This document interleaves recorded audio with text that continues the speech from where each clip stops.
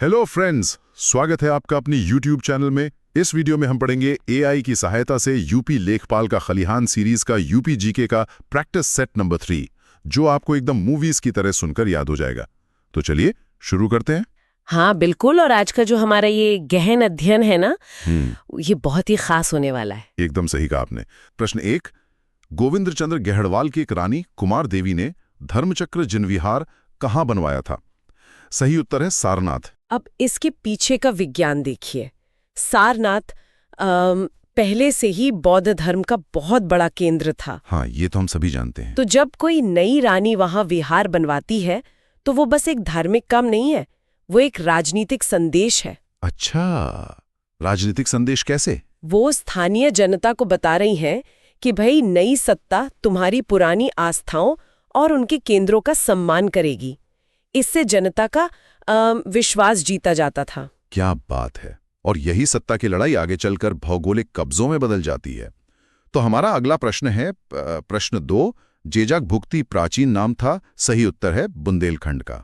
अब जेजाक भुक्ती नाम सुनने में थोड़ा अजीब लग सकता है, लेकिन बुंदेलखंड की जो लोकेशन थी ना, वो सामरिक रूप से बहुत तगड़ी थी। हाँ, वहां तो पहाड़ और जंगल बहुत हैं। बिल्कुल, वो एक प्राकृतिक किले की तरह काम करता था। और इसीलिए हमारा अगला प्रश्न भी इसी से जुड़ा है। प्रश्न 3, निम्नलिखित में से कौन सही सुमेलित नहीं है? सही उत्तर है जेजाक भुक्ती कौशाम्बी। हाँ, क्योंकि जेजाक भुक्ती तो बुंदेलखंड का नाम था, कौशाम्बी का नहीं। सही बात है। अब इसी बुंदेलखंड के इलाके की एक बहुत ही कमाल की कहानी है। प्रश्न 4, निम्न में से कौन चंदेल शासक महमूद गजनवी से पराजित नहीं हुआ था? सही उत्तर है विद्याधर। विद्याधर की रणनीति तो मुझे बहुत पसंद है। मतलब महमूद गजनवी की सेना बहुत विशाल थी ना। हाँ, वो तो सबको रौंदता हुआ आ रहा था। लेकिन विद्याधर ने क्या किया? उसने आमने सामने की लड़ाई लड़ी ही नहीं। उसने एक अजेय दीवार की तरह खड़े रहने के बजाय अपनी सेना रणनीतिक रूप से पीछे हटा ली। तो गजनवी की सेना बिना रसद के अनजान इलाके में फंस गई। बिल्कुल, रात के अंधेरे में चंदेल सेना गायब हो जाती थी। इसे स्कॉर्च्ड अर्थ रणनीति कहते हैं। अंत में गजनवी को हार मानकर संधि करनी पड़ी। ये तो सच में रणनीति की मास्टर क्लास है।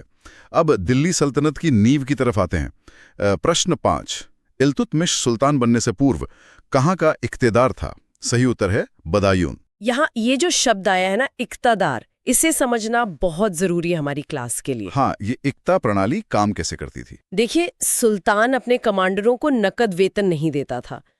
वो उन्हें एक क्षेत्र या इक्ता दे देता था। मतलब उस इलाके से टैक्स वसूलना उसी प्रशासक का काम था। एकदम सही। और उसी टैक्स से वो अपनी सेना का खर्च निकालता था। जब सुल्तान को जरूरत होती थी तो वही सेना भेज देता था। तो इल्तुतमिश ने बदायूं के इक्तदार के रूप में अपनी यही क्षमता साबित की थी। हाँ, और उसी ने उसे सुल्तान की कुर्सी तक पहुंचाया। अब जब कोई शासक बनता है तो वो अपनी वास्तुकला की छाप भी तो छोड़ता है। प्रश्न 6, बदायूं की जामा मस्जिद का निर्माण किसने कराया था? सही उत्तर है इल्तुतमिश। ये उसके शासक बनने का एक तरह से स्थापित प्रतीक था। और पुरानी इमारतों को अपने कब्जे में लेना भी एक बहुत बड़ा सिंबल होता है। प्रश्न 7, टोपरा तथा मेरठ से 2 अशोक स्तंभ लेख दिल्ली कौन लाया? सही उत्तर है फिरोज शाह तुगलक। अब आप सोचिए, इतनी मेहनत से इतने भारी पत्थरों को दिल्ली लाना कोई आसान काम तो था नहीं। बिल्कुल, इतनी दूर से लाना, वो भी उस जमाने में। तो इसके पीछे का कारण था राजनीतिक वैधता, या कह लो पॉलिटिकल लेजिटिमेसी। मतलब वो खुद को अशोक की महान विरासत से जोड़ रहा था। हाँ, जब नया शासक किसी महान प्राचीन सम्राट के प्रतीकों को अपनी राजधानी में लगाता है तो बिना कुछ कहे वो खुद को उनका स्वाभाविक उत्तराधिकारी घोषित कर देता है। गजब का मनोविज्ञान है ये तो। चलिए अब दिल्ली से थोड़ा बाहर निकल कर देखते हैं। प्रश्न 8, मलिक सरवर ख्वाजा जहां ने कब जौनपुर में शर्की साम्राज्य की स्थापना की? सही उत्तर है 1394 ईस्वी। ये 1394 का जो समय है ना, ये बहुत उथल-पुथल वाला था। दिल्ली सल्तनत काफी कमजोर हो रही थी और तैमूर के आक्रमण का भी तो खतरा मंडरा रहा था। हाँ, तो उसी पावर वैक्यूम का फायदा उठाकर जौनपुर ने खुद को एक बहुत ताकतवर और स्वतंत्र साम्राज्य बना लिया। और उसने अपनी एक अलग ही सांस्कृतिक पहचान बनाई। प्रश्न 15, शिराज हिंदुस्तान किस नगर को कहा जाता था? सही उत्तर है जौनपुर को। ये जो शिराज हिंदुस्तान नाम है ना, ये ऐसे ही नहीं पड़ा, जौनपुर उस समय का बहुत बड़ा केंद्र बन चुका था। लेकिन हर साम्राज्य का एक चक्र होता है, उसका भी अंत हुआ। किस शासक ने जौनपुर पर आक्रमण कर इसे दिल्ली सल्तनत में मिला लिया? सही उत्तर है बहलोल लोदी। बिल्कुल, और यहाँ से हम इतिहास के एक बहुत ही दिलचस्प मोड़ पर आते हैं। हाँ दोस्तों, अब हम एक ऐसे सवाल पर आ रहे हैं जो हमारी आम धारणाओं को पलट कर रख देता है। प्रश्न 15। मोहम्मद गौरी द्वारा बनवाए गए स्वर्ण सिक्कों पर किस देवी का चित्र अंकित था? सही उत्तर है लक्ष्मी। ये सवाल अक्सर लोगों को काफी हैरान कर देता है। सच में यार, मेरा मतलब है ये तो बहुत अजीब है। एक बाहरी आक्रमणकारी और वो भी मुस्लिम शासक, उसके सिक्कों पर हिंदू देवी लक्ष्मी का चित्र? ऐसा क्यों? क्योंकि देखिए, सिक्के सिर्फ धातु के टुकड़े नहीं होते, वो बाजार के भरोसे का प्रतीक होते हैं। जब गौरी ने कब्जा किया तो लोग पहले से ही लक्ष्मी जी की आकृति वाले सिक्कों से व्यापार कर रहे थे। अच्छा, तो अगर गौरी अचानक नए सिक्के ले आता तो लोग उन्हें लेते ही नहीं? एकदम सही पकड़े।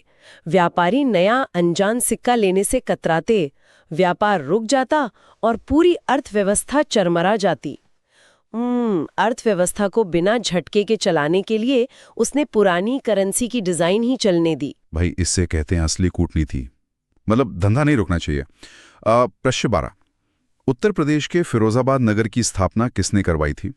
सही उत्तर है फिरोज तुगलक। फिरोज तुगलक एक बहुत बड़ा प्लानर था। वो जानता था कि नए शहर बसाने से नए व्यापारिक मार्ग खुलेंगे। और ऐसे ही एक और बड़े शहर की नींव भी उसी ने रखी थी। प्रश्न 13। जौनपुर नगर का संस्थापक कौन था? सही उत्तर है फिरोज तुगलक। लेकिन जौनपुर का नाम कैसे पड़ा, इसके पीछे भी एक कहानी है। वो तो हमारा अगला सवाल ही है। प्रश्न 14। जौनपुर का नाम किस तुगलक वंश के शासक के संक्षिप्त नाम पर रखा गया है? सही उत्तर है मोहम्मद बिन तुगलक। हाँ, क्योंकि मोहम्मद बिन तुगलक का असली नाम जौना खान था। तो जौनपुर असल में उसकी याद में बसाया गया एक मेमोरियल शहर था। और यही मेमोरियल शहर आगे चलकर एक संस्था बन गया। प्रश्न 15। निम्नलिखित में से किस शहर को शिराज़े हिंदुस्तान नाम से पुकारा जाता था? सही उत्तर है जौनपुर। हम पहले भी इस पे बात कर चुके हैं, लेकिन ये एजुकेशन हब बना कैसे, ये समझना जरूरी है। कैसे बना? जब मध्य पूर्व और दिल्ली में मंगोलों और तैमूर के हमले हो रहे थे, तब शर्की शासकों ने जौनपुर में शांति और सुरक्षा दी। तो दुनिया भर के विद्वान और आर्किटेक्ट भागकर यहाँ आ गए। ओहो, मतलब सेफ्टी और संरक्षण के चलते जौनपुर एक विशाल यूनिवर्सिटी टाउन में बदल गया। बिल्कुल। अब कहानी में मुगलों की एंट्री होती है। प्रश्न 16। बाबर को शुरुआती दिनों में उत्तर प्रदेश के किस क्षेत्र में अफगानों के प्रतिरोध का सामना करना पड़ा? सही उत्तर है ये सभी। यहाँ ये सभी से मतलब है जौनपुर, इटावा और गाजीपुर के इलाके। तो मतलब पानीपत जीतने का ये अर्थ नहीं था कि बाबर पूरे भारत का राजा बन गया? बिल्कुल नहीं। उत्तर प्रदेश के इन इलाकों में अफगान शक्तियां बहुत गहराई तक जमी थीं। उन्होंने बाबर को कदम कदम पर कड़ी टक्कर दी। और इसी टक्कर का एक बड़ा उदाहरण था ये युद्ध। प्रश्न 17। घाघरा के तट पर बाबर ने किसको हराया? सही उत्तर है ए और बी दोनों। हाँ, यानी महमूद लोधी और नुसरत शाह के संयुक्त अफगान और बंगाल सेना को बाबर ने घाघरा में हराया था। लेकिन मुगलों को असली चुनौती एक ऐसे शासक ने दी जो बुनियादी ढांचे को सत्ता की रीढ़ मानता था। प्रश्न 18। जीटी रोड का निर्माण किस शासक ने कराया था? सही उत्तर है शेरशाह। शेरशाह सूरी के इस ग्रैंड ट्रंक रोड को सिर्फ एक सड़क समझना भारी भूल होगी। मैं तो उसे 16वीं सदी का हाईवे और ट्रांसपोर्ट मिनिस्टर मानता हूँ। सही कहा। जीटी रोड असल में उसके साम्राज्य का सेंट्रल नर्वस सिस्टम था। हर कुछ कोस की दूरी पर सराय बनी थी, जो सिर्फ रुकने के लिए नहीं थी। नहीं, वो डाकघर और पुलिस चौकी का भी काम करती थी। इससे सेना कुछ ही दिनों में साम्राज्य के एक कोने से दूसरे कोने पहुंच जाती थी। गजब का लॉजिस्टिक नेटवर्क था। और मुगलों के पास भी तो ऐसे ही प्रशासक थे। प्रश्न 19। अकबर के नवरत्नों में से एक टोडरमल उत्तर प्रदेश के किस स्थान से थे? सही उत्तर है सीतापुर। टोडरमल ने ही तो मुगलों की राजस्व प्रणाली या कह लो टैक्स सिस्टम को इतना मजबूत किया था। और जब टैक्स आता है तो खजाना भरता है, और खजाना भरता है तो शाही भव्यता राजधानियों में दिखती है। प्रश्न 20। किस शासक ने मुगल साम्राज्य की आरंभिक राजधानी आगरा से दिल्ली स्थानांतरित की? सही उत्तर है शाहजहां। शाहजहां राजधानी सिर्फ शहर बदलने के लिए नहीं ले गया था। तो और क्या रणनीतिक वजह थी? वो एक ऐसा शहर बनाना चाहता था, शाहजहानाबाद, जो पूरी दुनिया को मुगलों की चरम ताकत और दौलत का स्पष्ट प्रतीक लगे। और इसीलिए उसने इतनी भव्य वास्तुकला खड़ी की। प्रश्न 21, आगरा की मोती मस्जिद का निर्माण किसने कराया था? सही उत्तर है शाहजहां। मोती मस्जिद उसी बेहिसाब दौलत और भव्यता का एक शानदार नमूना है। अब वास्तुकला के उसी दौर को थोड़ा और गहराई से देखते हैं। प्रश्न 22, जामा मस्जिद कहाँ अवस्थित है? सही उत्तर है संभल। ये संभल वाली मस्जिद असल में बाबर के समय की शुरुआती मुगल वास्तुकला का हिस्सा है। लेकिन जो वास्तुकला का असली और नया विजन था वो तो अकबर ने पेश किया। प्रश्न 23, फिर फतेहपुर सीकरी नामक शहर की स्थापना किसने की? सही उत्तर है अकबर। हाँ, फतेहपुर सीकरी तो पूरी तरह से सांस्कृतिक तालमेल का प्रयोग था। और उसी शहर के अंदर प्रश्न 24, जहांगीरी महल का निर्माण किसने कराया था? सही उत्तर है अकबर। आप अगर जहांगीरी महल को ध्यान से देखेंगे ना, तो उसमें राजस्थानी और राजपूत वास्तुकला का बहुत स्पष्ट प्रभाव दिखता है। और धार्मिक आस्था को लेकर भी उसने बहुत काम किया। प्रश्न 25, शेख सलीम चिश्ती का मकबरा किस शासक द्वारा बनवाया गया था? सही उत्तर है अकबर। ये सब सिर्फ इमारतों की डिजाइन नहीं थी। अकबर वास्तुकला के जरिए भारत की अलग अलग संस्कृतियों को मुगल साम्राज्य में समाहित कर रहा था। और फिर आता है वास्तुकला का वो शिखर जिसे पूरी दुनिया जानती है। प्रश्न नंबर 26, ताजमहल किसकी याद में मुगल बादशाह शाहजहां द्वारा बनवाया गया था? सही उत्तर है मुमताज महल।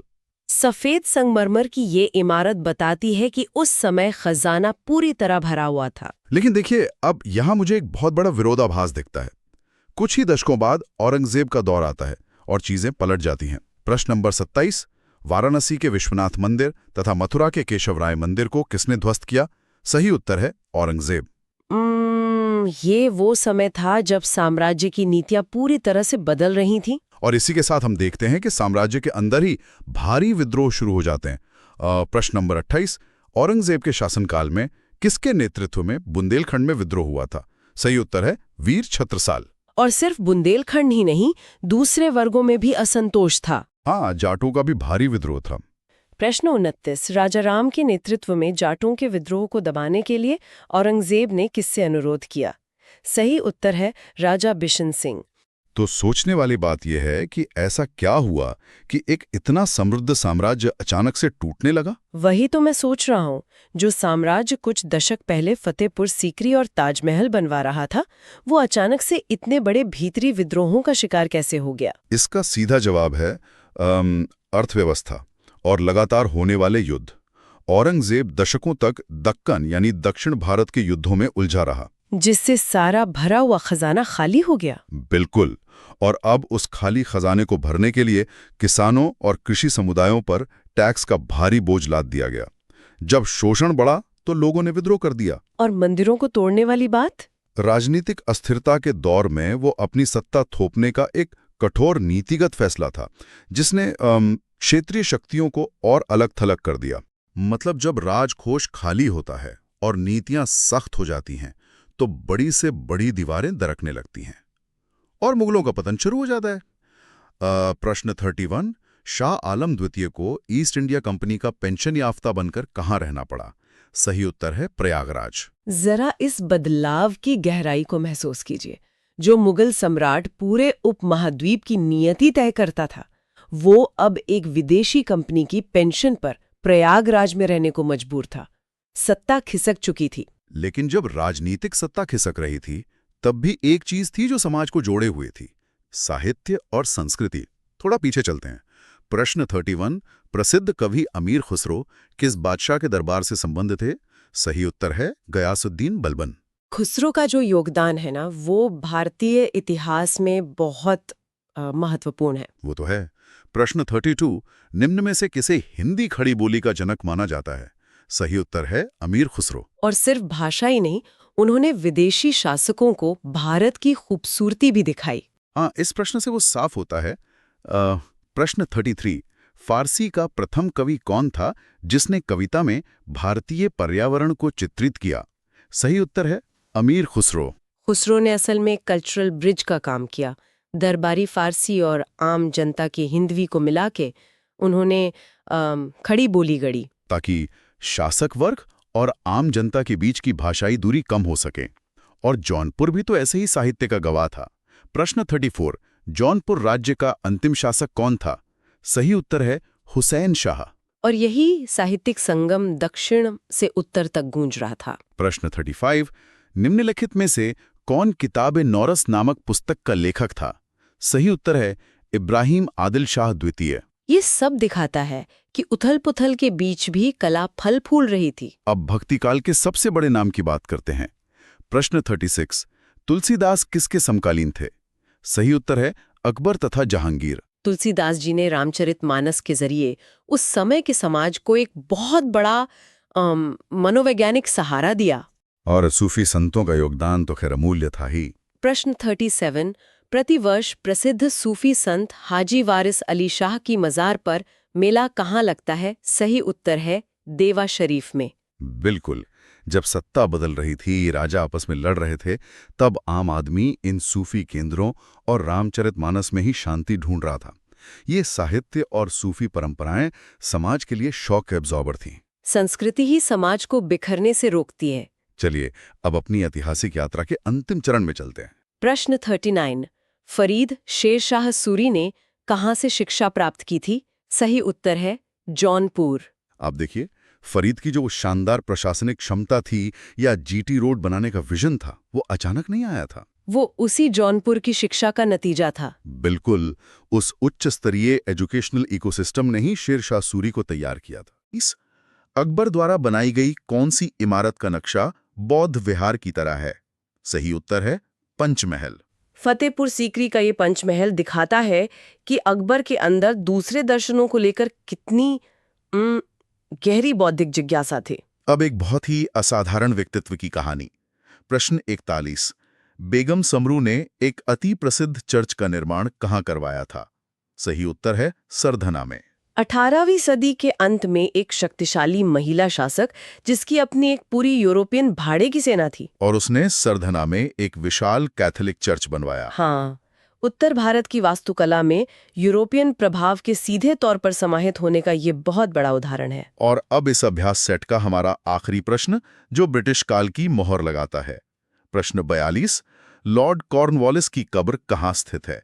सही उत्तर है गाजीपुर। अगर हम इस पूरे परिदृश्य को एक साथ रखकर देखें तो ये अंतिम सवाल इस यात्रा का सार है। वो कैसे? देखिए ना, पंचमहल के बौद्ध प्रभाव से लेकर सरधना का कैथोलिक चर्च और अंत में गाजीपुर में एक British governor general Lord Cornwallis की कब्र। ओहो, मतलब दुनिया भर की संस्कृतियों ने यहाँ अपने निशान छोड़े हैं। हाँ, उत्तर प्रदेश की ये भूमि हमेशा से दुनिया भर की राजनीतिक लहरों का केंद्र रही है।